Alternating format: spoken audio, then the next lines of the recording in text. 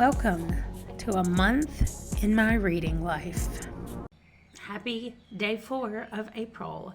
I am back from the lake and I just want to jump right in and tell you everything that I have been reading so that this doesn't go too long. So let's start with the physical things I've been reading. So I started the book of cold cases. I took it with me, and you saw in the other thing that I had it divided. Maybe you didn't see, but I had it divided, or have it divided up to be able to read it in 6 days. And so I'm just reading 8 chapters a day, which for this book roughly comes out to about 45 to 50 pages a day. And so I am like almost directly in the middle, because I've read 3 days, the first through the third, and I still have the fourth through the sixth left to read. So I've still got to read today's stuff. But that's where I am in this book. And the discussions, first of all, on Leslie's Discord are so good. And the book is properly creepy in quite a few places, but not like through the whole thing. Like we have different narrators and points of view and timelines. And you know when we have a certain timeline in a certain location that's going to be a creepy chapter. It's really funny. People are like, okay, this chapter is creepy, just so you know when you get there. But so we've been calling this our daytime read book just because then we don't have to deal with the creepiness at night. Anyway, it's a really good book. And we have a blogger whose name is Shay. And she writes, she has a blog called The Book of Cold Cases. And so she she researches cold cases and writes articles on her blog about the cold cases. And there's one that happened in her town that she lives in 40 years ago. It happened in 1977, which is the year that I was born. And I was like, okay, I'm in. I like this. So we have some timelines that go back to 1977. In 1977, there were some murders, and somebody was accused of those murders, actually was tried for them. And so we hear their point of view in our current 2017 timeline and in the past 1977 timeline. So we're learning things. Now that I have gotten to the middle, things are being revealed. I really like the pacing of it. I like that it jumps around. Sometimes that could be confusing for me, and I'm not doing this on audio, so I don't know if that would make it more confusing. I am just reading this physically, but it has not been difficult for me at all to keep up with who's talking and what year we're in and all that stuff. So I don't know if that's more difficult if you're on audio, but so far I'm not having an issue with it, and it is such a good book. Also, this book was picked by my oldest son. He's 18 years old, and he picked this one as my first read. The second book that I'm reading in physical is The Secret Life of Bees by Sue Monk Kidd. This was a pick from Kate at the Literary Apothecary for her birthday pick.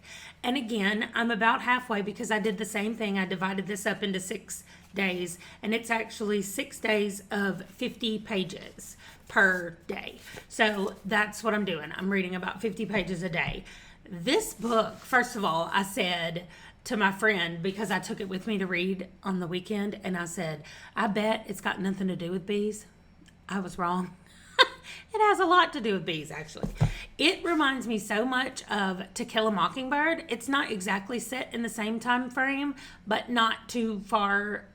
This one is set in the 70s, 60s, and 70s, but specifically, like, it parallels what's happening really in history. And so right now we're in the 60s, and what has just happened is President Johnson has signed the Civil Rights Act, and so kind of all the ramifications and all the things that came from that is what we're kind of dealing with. But everything is told from the point of view of a little girl.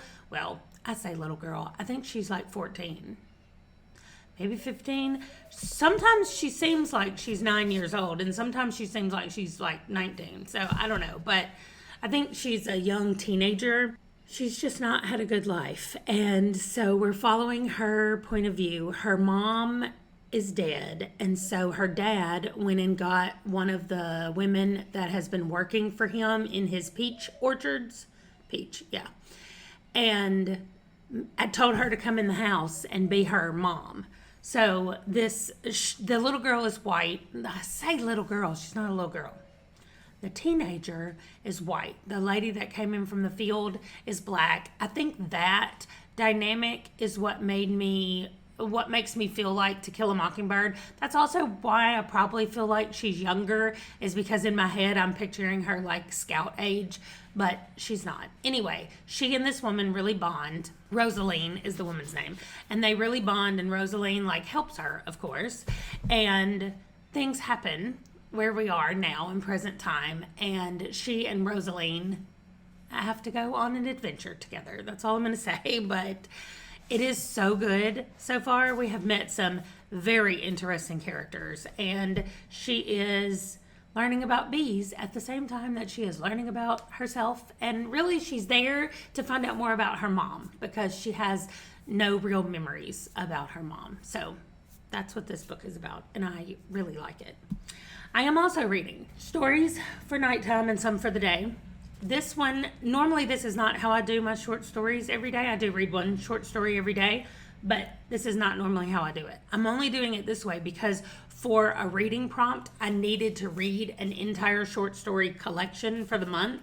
And so every day I'm just reading one of these. I actually probably need to look and see how many there are just to make sure that I'm going to be done by the end of the month, but I think I will. And these are all over the place. Some of them are 7 or 8 pages long. Some of them are like a couple of paragraphs. Some of them are right here, just that much. That's it. Called The Shadow. And that's it. That's how short it is. So I love that. I love that when I open it, I don't know what I'm going to get. I don't know how long it's going to be, how short it's going to be. I don't even know what genre. Some of these are fantasy and sci-fi, and some of them are just weird. Is that a genre? Weird writing? Anyway, that's it. So that's what I'm reading so far in physical form. I will be starting another physical book today, which of course I'll talk about tomorrow. It's so weird to know that I only need to tell you about today because I'm going to talk about more tomorrow. Anyway, what I'm reading on audio, I finished Origin in Death. I started that one. That was my first audio read, and I picked it because it was available, and also I try to read those every Sunday, and so I knew I wanted to read one over the weekend. And then I finished that one yesterday. So then the next book that I started, I didn't let anybody in the house pick it. I actually let Libby pick it because it had been on hold and my hold came off. And I was like, well, I guess this is what I'm reading next because this hold is now available. And so that is A Gentleman in Moscow. And I'm reading that one on audio by Amor Towles. And I am a few hours into it right now, and I like it. It's enjoyable. It's not like fast-paced or whatever, but it's definitely a character study, which I love character-driven novels, so I think I'm going to end up really liking it. I just have a really long way to go to finish it. So let's talk about some stats real quick, and then we will be done for today. So I'm going to add all of these up because I'm keeping up with the page numbers and the hours listened to for every day. And then I'm going to put those somewhere on the screen, and every day I will just add to it until we get to the end and see how many pages and how many hours of reading I got done. So on April the 1st, I read 98 physical pages and I listened to books for 4 hours and 24 minutes. Now, what I need to say is listening to 4 hours and 24 minutes of an audio probably means that I only listened to 2 hours and 12 minutes of it, because the 4 hours is how long the audio book is, but I almost always listen on 2 times speed depending on accents and stuff like that. 98 physical pages, 4 hours and 24 minutes on audio.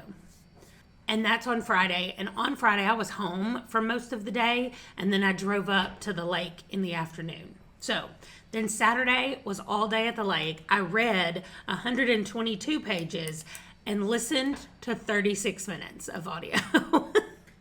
And that's because I saved the audio until the end of the day. And after we had gone walking and done all the things that we did on Saturday, I was tired. And by the time I laid down at night, I was like, yeah, this is all I can read. But I sat outside on the deck on Saturday of the house and I just read.